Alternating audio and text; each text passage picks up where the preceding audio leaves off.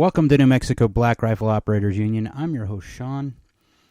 You know, it's kind of ironic that with the demographic collapse that's happening in like Germany or Russia and the wars that are going on throughout the world, that the one country that some of these people hated at part of their history, Russia hates the United States or the West.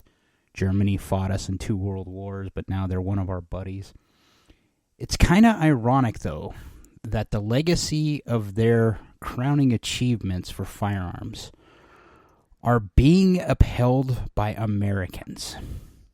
And what I mean is, I saw a Kalashnikov, an AK, an American AK, from Palmetto State Armory that's going to be chambered in .300 Black. And the reason for this is kind of simple. The .300 Black has become kind of an American cartridge that is becoming more and more popular. Still kind of expensive for my taste. But it's about the ballistics of a 7.62x39. And anyone who's a big fan of the AK knows that that's the caliber that Mikhail Kalashnikov made. He designed it with the Russians to make the AK. And it's kind of ironic that his legacy is living on in the United States and not in the Soviet Union or Russia. Because there is going to be a point in time where Russia doesn't have the replacement population or generations to come, and they keep engaging what limited population they do have in wars that kind of like what we did for no real reason. And when I say we, I mean the United States. That leads to the conclusion that there's going to be a point in time where their one gun that is known throughout the world and will always be known around the world as being Russian, its legacy, its actual survival, is kind of dependent on American enthusiasts. And the same goes for the Germans. The German demographic is so small right now that they're kind of at that point where they're going to collapse in a couple of years, 10, 20 years. They just don't have enough Germans, natural-born Germans, to continue on their lineage. And if you look at not New Mexico, but United States, look at our legacy, what we're doing. We have Kalashnikov manufacturers like Palmetto State Armory that are building their weapons here. There was even a company, Kalashnikov Concern USA, that was trying to do it here, but they couldn't get enough market share, and they basically folded. Now, I'm not saying that if you're going to build AKs, you're going to make it in the United States. Let's be honest. America's rifle is the AR-15. And it's just kind of, I found it ironic as I was going through stuff to talk about tonight, that these countries that are so pissed off at the United States because, well, we have been turds in other people's playgrounds, so to speak. And we've pissed in the pool in a lot of places, too. Let's just be honest. But the manufacturing capacity, the innovation that these countries need to continue to exist isn't found anywhere else but in the United States nowadays. Tim from Military Arms Channel showed off STG-44. And the only market for said item is in the United States. It's a semi-automatic, but it's 7.92x33 quarts, so it's the right caliber. But the only legacy of that German gun, or that originally German design gun, is an American legacy. If you look at PTR 91, they have made a German rifle in the United States, almost part for part. And that's HK's legacy. You look at Fabrique Nationale, FN. They left Europe to come here. And if you look at all the European manufacturers in the world right now, and you look at several of the other gun manufacturers in the world, they're using American innovation and American designs. Either they're using the AR-15 style, or they're using the AR-18 style design to build their new service weapons. And it goes to show you that, I used to say, and I still believe it, that the only good things that come out of Russia are vodka and AKs. That said, I'm not a fan of vodka. I prefer beer. More so, I prefer German beer. And lately, I prefer American beer. And when I say American beer, I mean American beer that is made by Americans. I mean the dudes that are down the street at your local brew pub that are brewing their beer. Their stuff is impressive to me because it's in the original styles that the Germans would have. And, that's a legacy in its own. But as I'm watching these new designs and watching these people make these things in the United States, and I start thinking about the world climate, meaning that not the weather, but the climate in general, the political climate, the geopolitical climate, and how the basic world order is basically going away because of demographics. And that's something, I talked about on this podcast where I've studied this stuff. And it happened during COVID, and I got really into the weeds, and I started studying many demographic guys, or watching them and reading their stuff. And they have very good points. The United States, we have the millennial generation, and it will make a larger generation, just like the boomer generation. So the United States is going to have some ups and downs with that stuff. But our innovation, and I think it goes to culture. And what I mean is, there is no culture in Europe that pushes gun design. And what I mean by that is, you're so heavily regulated, so heavily pushed away from 2A or the guns in general, that you don't design stuff there. You design other things. The military-industrial complex is spinning up because of the Ukraine war in Europe. But if you look at some places like Britain had to go to Germany to get their service rifle working correctly, and HK did it. But that innovation comes at a price. You don't see American designers having to go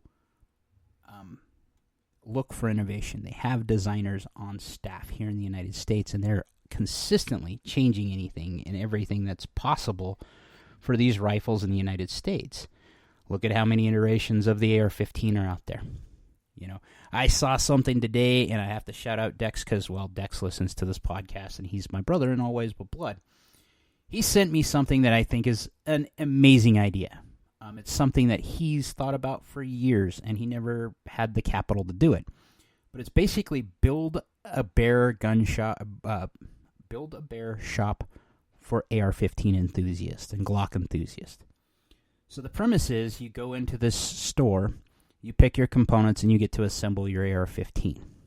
Okay, or you pick your components and build a Glock pistol. This makes sense on multiple levels. I think what has ever stopped Dexton from doing this, because he would do it in a heartbeat if he could, is capital, and that's finance. And getting finance in the United States is getting increasingly hard. I mean, any of you younger people know this. If you try to buy a house, it's damn near impossible with the wages you're earning right now because of interest rates. And it's just getting worse, especially with inflation.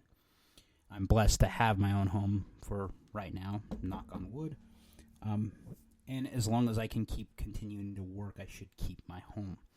But I can't say that about my kids, and it makes me worry. But I don't worry about their legacy with the 2A, because I think that you're going to see a resurgence. There are too many people in the United States that now understand, and this goes back to the political debate that keeps happening. There are too many people that saw that there was a point in time in our recent history where the cops were told we're not responding. They're telling the people that they're not responding. And things aren't getting any better. Look at my little small town. I've talked to you about drive-by shootings happening in strip malls here. I told you that one of the guys took an AR-15 and tried shooting at a state cop, which led to a chase, and he was later captured last night, right? Captured last night.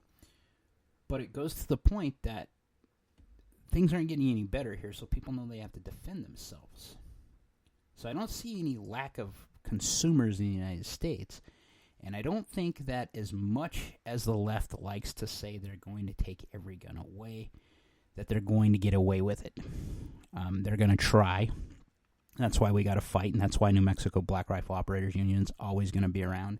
As much as I don't feel inspired to do some of this, and while I search for things to talk about sometimes, I don't see myself giving up at least the hobby. I'm not going to make millions doing this. I know that.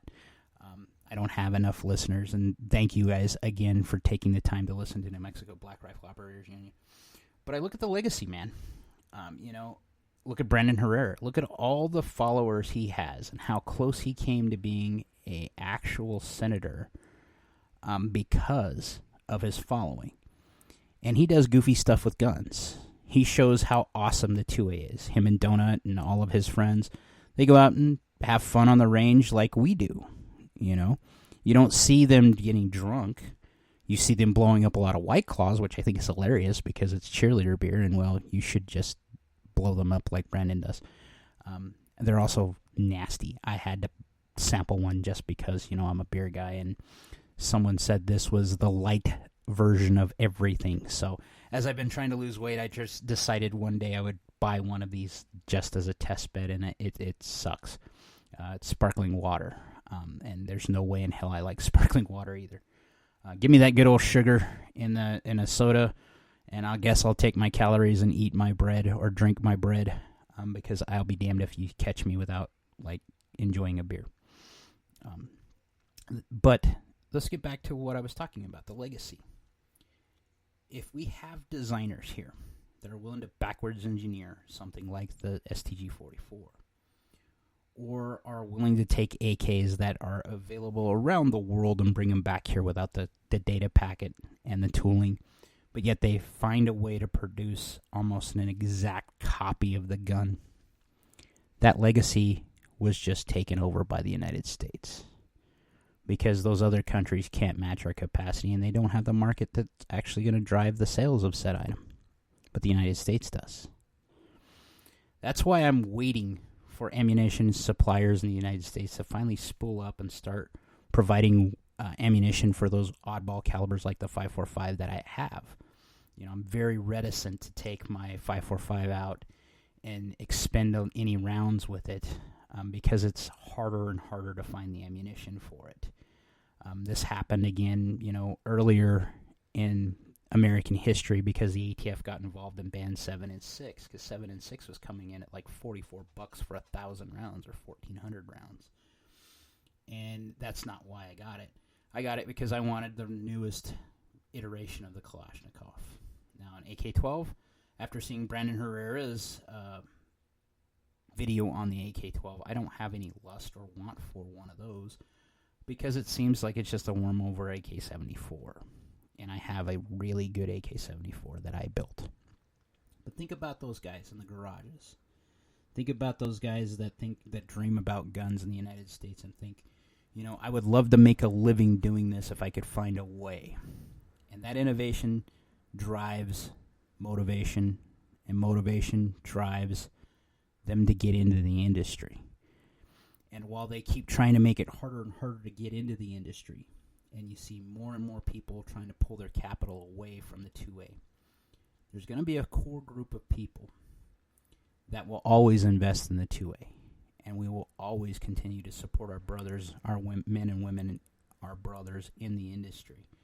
Because this is our legacy. I've recently become a fan of Hardline Crosser. And he is hilarious, especially Grandpa Buff. And so's the kid. Check out his videos, they're cool. But I love what he was saying about the U.S. versus China in a world war. And what was interesting on his take of that I think he's absolutely wrong about how we would attack China if we had to attack China. If we ever got into a scrap with China, I think we would use our Navy more than anything else and just sit back and blockade them, and they would end up starving and dying, and we wouldn't have to use any other forces in China. That's my own personal opinion. But one of the points in that video was he doesn't see them coming to the United States because they don't have the Blue Water Navy necessary to get here. They do have a larger Navy, but that's by hull count, not by tonnage. And he stresses that. But when they got to the United States shore, say they landed in California, if there was one thing the United States did right in 9/11, it's we united as a people. And it's fine to pick on the leftists if you're one of us. And it's fine to pick on those vote red no matter who, and the ones that are totally in love with Trump, or the ones that are totally deluded and hate Trump. It's fine for us to do that picking and fighting. It's different when you pick on them or the other guy, when it's an entirely different country and you're landing on our soil. And it introduces something, and I'm going to use some strong language here, fuck around and find out is a real deal in the United States. And one of the things that Hardline Crosser said there was it would give sheer amounts of joy for a lot of American shooters and gun enthusiasts to actually take our guns out and go use them on someone as they were intended to be used if the ball dropped. Now think about that. He's not wrong. There are 330 million American people. That's counting men, women, and children in the United States. There are 405, something like that, million guns in the United States. That's enough to arm every man, woman, and child in the United States. And do not think for one moment that a leftist will not pick up a gun to defend themselves. There are leftists that actually have gun clubs. Why they keep voting the way they do is beyond me, but that's because I think it's more so they don't trust people with guns because they don't trust themselves with guns, because they have no locus of control, where those of us in the 2A tend to, otherwise we end up in jail. But imagine the sheer amount of firepower we would bring to bear, in addition to our military, on anyone that landed in the United States. The Japanese were aware about this. They said there would be a gun behind every blade of grass in the United States. They weren't wrong. And that's only gotten bigger and badder of a problem for anyone stupid enough to come to our shores. So I stand firm that the legacy of the 2A for the entire world is being preserved by the United States. And there's no one that will ever challenge or take the crown from the United States, because it's part of our culture, and rebellion is part of our culture. And yeah, we're going to have loud fights between left and right. That's what we're doing right now. However, you pick on our little brother or our little sister, we're going to kick the shit out of you pretty damn quickly. And if there was one thing that could happen that would bring us all together and solve this political debate, that would be it. So I wonder what's going on with Ukraine. This war has just been taken to another level. If you haven't heard, the Russians are fighting on their own soil Ukrainians. Ukrainians invaded the Kursk Oblast. Now, I did some research on this. You know what the oblast is? An oblast is, in general, it's a state. Okay? But they're fighting on Russian territory now, and the Ukrainians are taking advantage of no minefields and the Russians not having forces there to defend their own country. I don't think that Putin's going to make it out of this, because he swore up and down that there will never be a fight on Russian soil, and here it is. And yet he didn't nuke anyone yet. Will he? I don't know.